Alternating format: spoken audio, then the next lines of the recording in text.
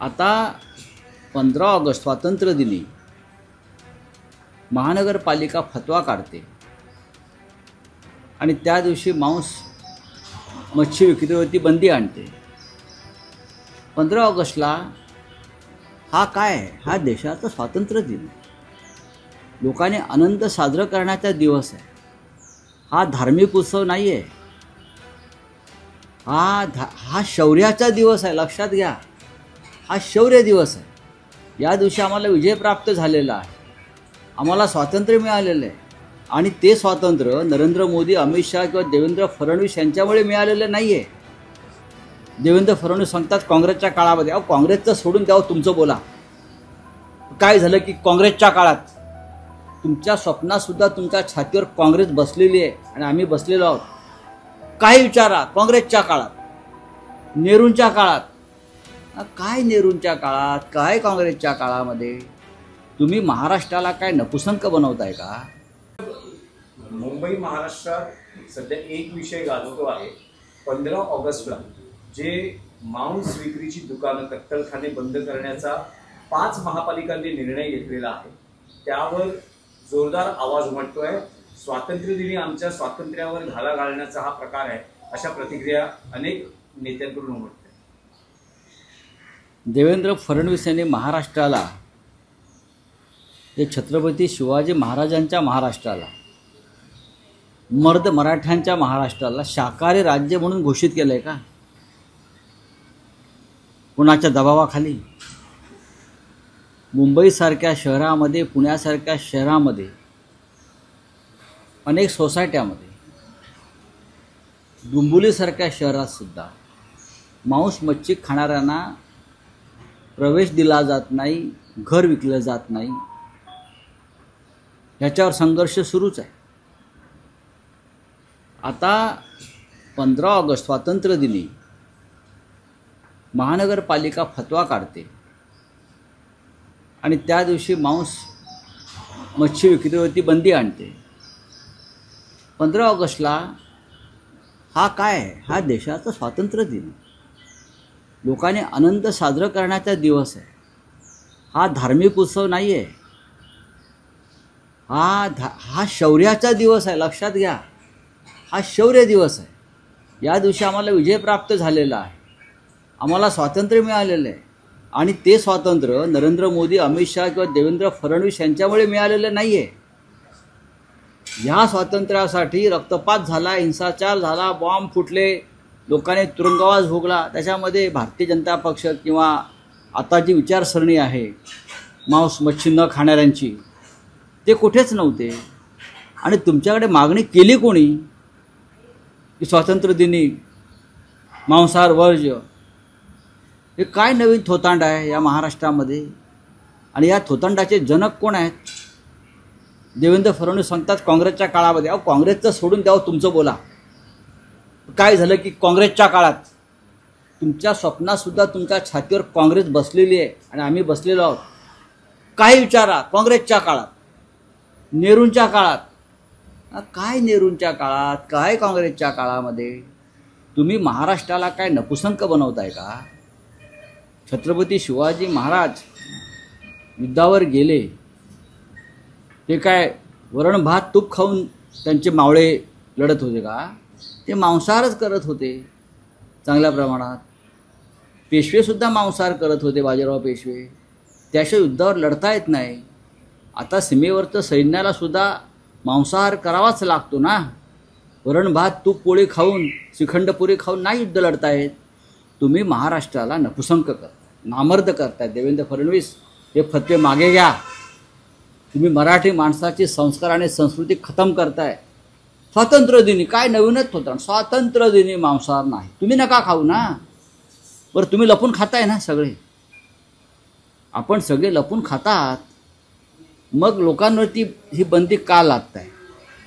प्रत्येक प्रकारची बंदी लादली जाते। बंदी, हे खाऊ नका, ते खाऊ नका, हे कपडे घालू नका, ते कपडे घालू नका, हे बोलू नका, ते बोलू नका। हा देश आहे की बंदीशाळा आहे? हा महाराष्ट्र आहे की बंदीशाळा? हे बंदिराष्ट्र झालेलं आहे। या विरोधात सर्व मराठी माणसांना एकत्र येऊन आवाज उठवावा लागेल। राऊत साहेब, दोन प्रतिक्रिया उमटत आहेत सरकारमध्येच. अजित पवार म्हणतायत की अशा पद्धतीनं मांस विक्री बंद करणं योग्य नाही, हे अजित पवारांचं मत आहे. तर दुसऱ्या बाजूला सरकारमधले भाजपा आणि त्यांचे नेते असं म्हणतायत की हा निर्णय काँग्रेसच्या राजवटीत जेव्हा शरद पवार मुख्यमंत्री होते तेव्हा झाला होता, आणि जेव्हा महाविकास आघाडी सरकार होतं तेव्हाही शरद पवार परिपत्रक एक निघालं. लक्षात घ्यावं, शरद पवार मुख्यमंत्री पदी राहून किती काळ लोटला. शरद पवार साहेब शेवटचे मुख्यमंत्री कधी झाले फडणवीस साहेबांना माहिती आहे का? सांगा ना तुम्ही. मनोहर जोशी मुख्यमंत्री होते आमचे 25-30 वर्षापूर्वी, त्याच्या आधी पवार साहेब होते. तुम्ही कोणती अध्यादेश बाहेर काढताय? तुमच्याकडे आता कोणी मागणी केली आहे का? शरद पवारांच्या काळामध्ये अध्यादेश निघाला का नाही मला माहीत नाही, पण मांस आणि मच्छी विक्री बंदी शरद पवार साहेब करत असतील तर मला आश्चर्य वाटेल. असं काही घडलेलं नाही. हे थोतांड आहे. 15 ऑगस्ट हा धार्मिक सण नाही, हा विजयी दिवस, विजय उत्सव मनवण्याचा दिवस आहे. पण भारतीय जनता पक्ष प्रत्येकाला धार्मिक स्वरूप देत आहे. तुमचं तुम्ही बघा हो. तुम्ही द्या श्रीगंधपुरीच्या पार्ट्या, तुम्ही द्या पुरणपोळ्या. जे सरकार कामाख्या देवीच्या मंदिरात रेडे कापून जन्माला आलं, त्यातल्या काही लोकांनी रेड्याचा मांस प्रसाद म्हणून खाल्लाय. मला माहिती आहे, मी तिथे होतो. नंतर जे सरकार फडणवीसांचं गुवाहाटीला रेडे कापून, बकरे कोंबड्या कापून, बदकं कापून तिथे, हे मी जबाबदारीनं बोलतोय, त्या सरकारला मांस मच्छीचा तिटकारा यावा याचं मला आश्चर्य वाटतंय. 65 रेडे कापले कामाख्या देवीच्या मंदिरात, आणि त्या रेड्यांचा प्रसाद खावा लागतो कापणाऱ्याला. हे पण तुम्हाला मी सांगतो, तिकडली ती एक परंपरा आहे. तिथे बदकं कापली जातात, तिथे इतर प्राणी कापले जातात, आणि कापल्यावर प्रसाद म्हणून त्याचा मांसाहार करावा लागतो प्रसाद म्हणून. अशा सरकारचे जनक आणि निर्माते देवेंद्र फडणवीस महाराष्ट्राला सांगतायत की शाकाहारी व्हा स्वातंत्र्यदिनी. परत सांगतो, ही थोतांडशाही बंद करा. ठाकरे बंधू एकत्र आले तर आम्हाला काही हरकत नाही असं काँग्रेसचे नेते. मला माहिती, हा काय नवीन माहिती आम्हाला तुम्ही देत नाही आहात. आमची चर्चा सविस्तर होत असते, झालेली आहे.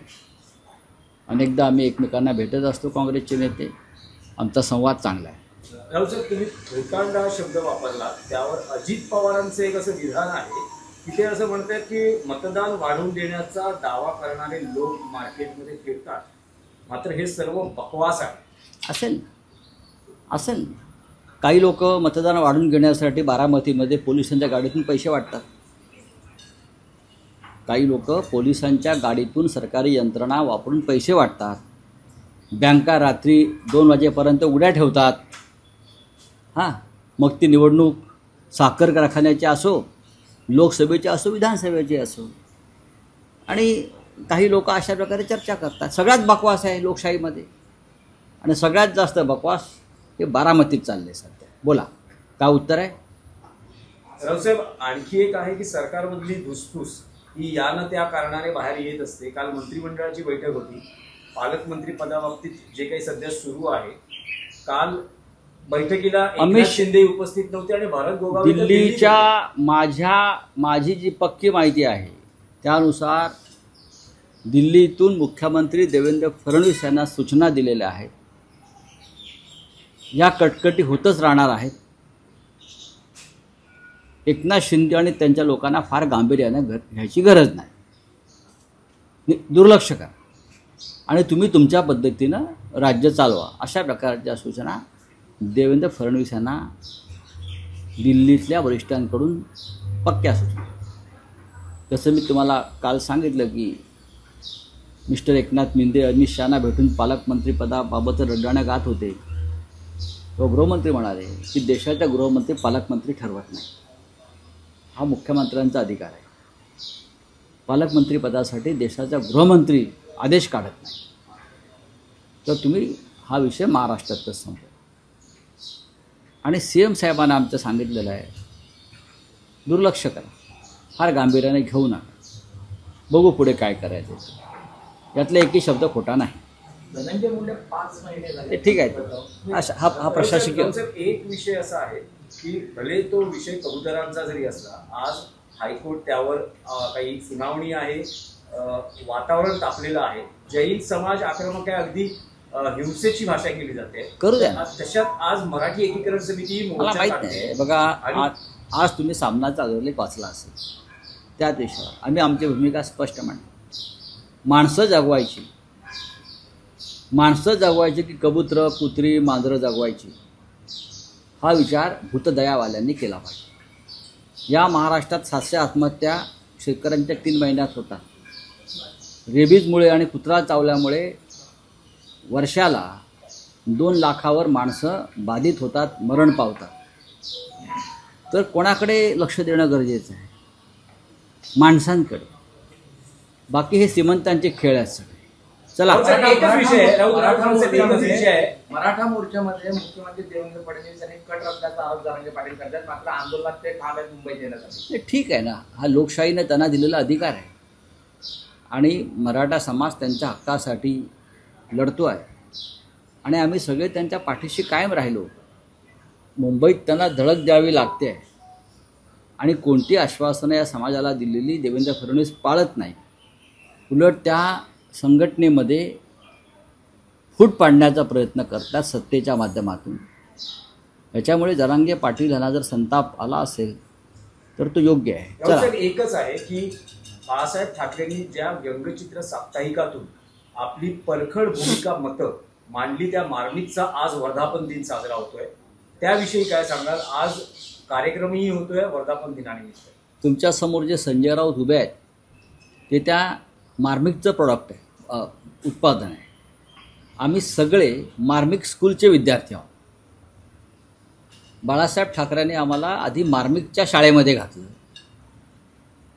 मार्मिकमध्ये आम्हाला कामाला लावलं आणि त्या मार्मिकच्या प्रशिक्षण शाळेतून आम्ही सगळे बाहेर आलो आणि इथपर्यंत पोहोचलो. मार्मिक व्यंगचित्र साप्ताहिकानं त्या काळामध्ये राज्यकर्त्यांची झोप उडवली, मराठी माणसाला जागं केलं. मराठी माणसाच्या चळवळीची निर्मिती जर कोणी केली असेल तर ती मार्मिक व्यंगचित्र साप्ताहिकाने केली. मार्मिकमधून शिवसेना जन्माला आली, लक्षात घ्या. मार्मिकमधून शिवसेना जन्माला आली आणि मार्मिकमधून हिंदुहृदय सम्राट बाळासाहेब ठाकरे निर्माण झाले. त्याच्यामुळे त्या मार्मिकचं महाराष्ट्रावर आणि समस्त मराठी माणसावर ऋण आहे आणि त्या मार्मिकचा वर्धापन दिन, आम्ही सगळे त्या वर्धापन दिनाला उपस्थित राहणार आहोत.